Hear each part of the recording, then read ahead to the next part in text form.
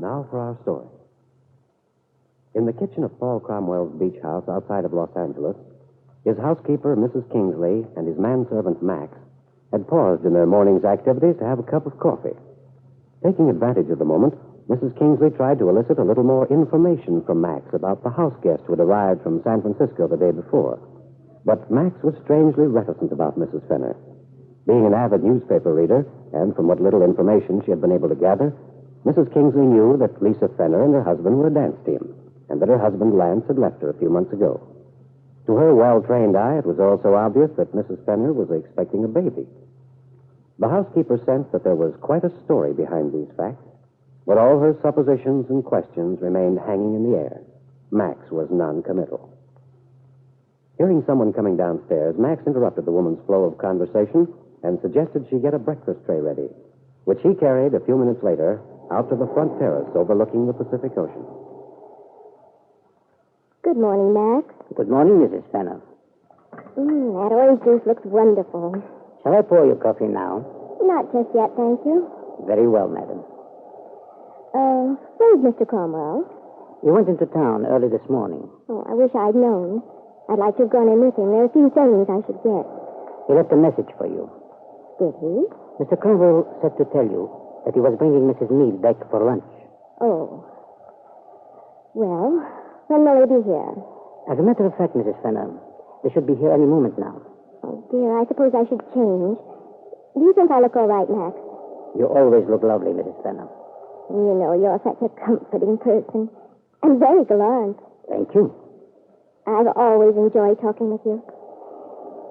I believe I'll have that coffee now. Very well, Mrs. Fenner.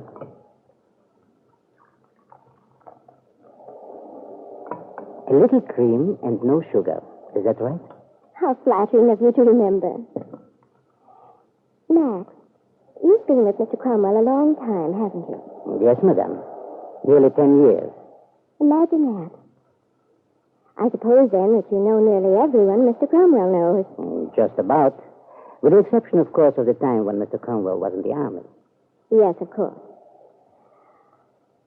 Did he meet Mrs. Mead during that time, or... Oh, no. I just wondered. I thought I understood him to say last night that she lived in Wakefield. And at one time he was stationed at a camp near there. Yes, Camp Downing. But he's known her for some time. Yes. Mr. Cromwell met Mrs. Mead in New York. She was Miss Calvert then. Oh. Has she been married very long? Less than a year, I believe. Paul said she was a great deal of fun and quite lovely. Yes, as I recall, Mrs. Mead, she was a very beautiful and startling young woman. How do you mean, startling? Well, just startling. That could be interpreted in so many ways. I don't quite know how to explain it, Mrs. Fenner. You mean she's a little mad, giddy, does unexpected things? Well, I'd say that Miss Calvert always did the unexpected, but I wouldn't call her giddy. I see. Well, I just wanted to know a little what she's like, Max. I believe, Mrs. Fenner, that you'll be far more adept at judging for yourself. Well, I think I already have a fair idea. Oh, excuse me, Mrs. Fenner, but... Oh, dear, is that they? Well, hello there. How are you, Max? Good morning, Mrs. Mead. Good morning, Lisa. Did you sleep well? You're looking very well, Mrs. Mead. Thank you, Max. Luncheon will be at 1, if that's all right, Mr. Cromwell. Oh, that's fine. Thank you, Max. Kitt, come here. I want you to know Lisa Fenner. This is Mrs. Mead, Lisa. How do you do? Hello, Mrs. Fenner. Well, Lisa, so you're just having breakfast. Yes. Isn't it disgraceful? I think it's wonderful. I've always been able to sleep at the beach. Oh, Paul, it's good to see this place again. I'd forgotten how beautiful it was. Would you like to take a walk along the beach, Kitt? Oh, no. No, let's wait until Mrs. Fenner is through with her coffee. Oh, don't wait for me, really. Do go on. No. Besides, really, I'm not too keen on exercise. I love it. That's good. I suppose your doctor told you to walk a good deal. What? I told Kitt about the baby, Lisa. Oh. Look, I hope you don't mind. Oh, no. Of course not. I think it's wonderful. Congratulations. Thank you. Did you have a nice trip from Wakefield, Mrs. Meade? Oh, it was all right. Is your husband coming out later? No, he can't, poor darling. He's stationed at Camp Downing. He's a gunnery instructor there. But he felt I needed a little vacation. Now, why can't more men take that attitude? They do, when they know they can trust their wives. Well, I wouldn't trust Kitt. No, you wouldn't, you dog. Well, wouldn't I have reason? Probably. Oh, Paul, I love it out here. Well, why don't you come down here and visit me then? How long are you planning to stay in California, Mrs. Meade? I don't know. A few months. You see, Paul, never invite someone who doesn't have a round-trip ticket. No, I'm serious. Well, I have a better idea than that. What's the rental situation down here? Well, there are one or two houses available that I know of. Well, then that solves all my problems. I could rent a car. Of course you could. Or, for that matter, I could drive you into town myself whenever you had to go. You could take both Mrs. Fenner and me. That's right. What are you two talking about? Oh, it's just a little joke. Seriously, Kit, that's a wonderful idea. Well, I have to move out of the hotel in 3 more days.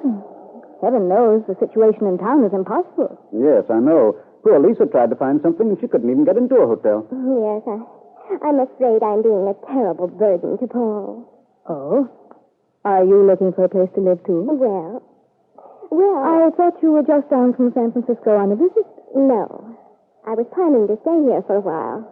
In Southern California, I mean. Well, Mrs. Fenner, if you haven't any place to live... Well, this is my morning for good ideas. If I can find a house down here, why don't you share it with me? Well, I couldn't. That's very nice of you, Mrs. Meade. Why not? These places down here are very large. I certainly don't want to rattle around alone. We needn't get in each other's way. Well, I think that makes a lot of sense. Oh, you do, Paul? Of course, darling. Why, that way we'll all be down here together, but you'll have your own place. But, Paul... Well, it was just an idea. But you think it over. Paul, I'm going into the house and get out of these hot clothes. Wait, Kit, I'll show you. Oh, don't bother. I think I can remember where everything is. Oh, what's your housekeeper's name? Mrs. Kingsley.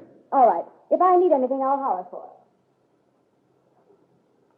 Lisa, darling, is that all the breakfast you... Paul, what is this?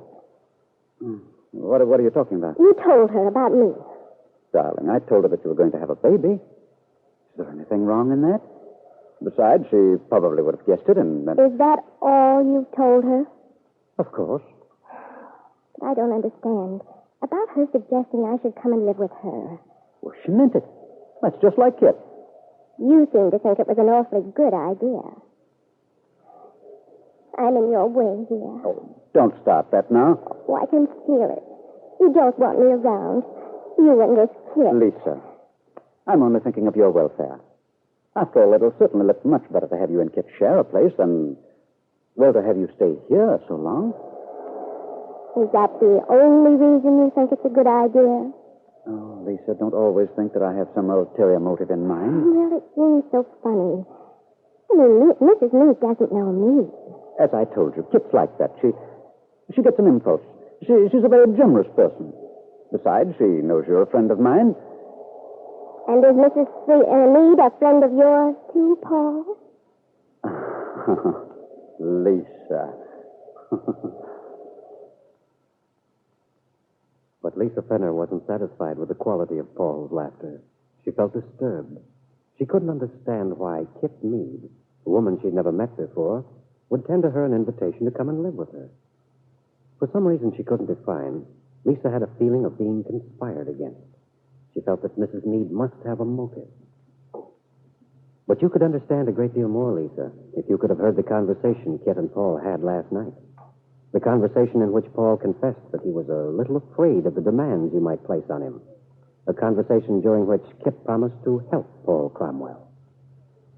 Yes, Kitt has her reasons, Lisa, for asking you to live with her.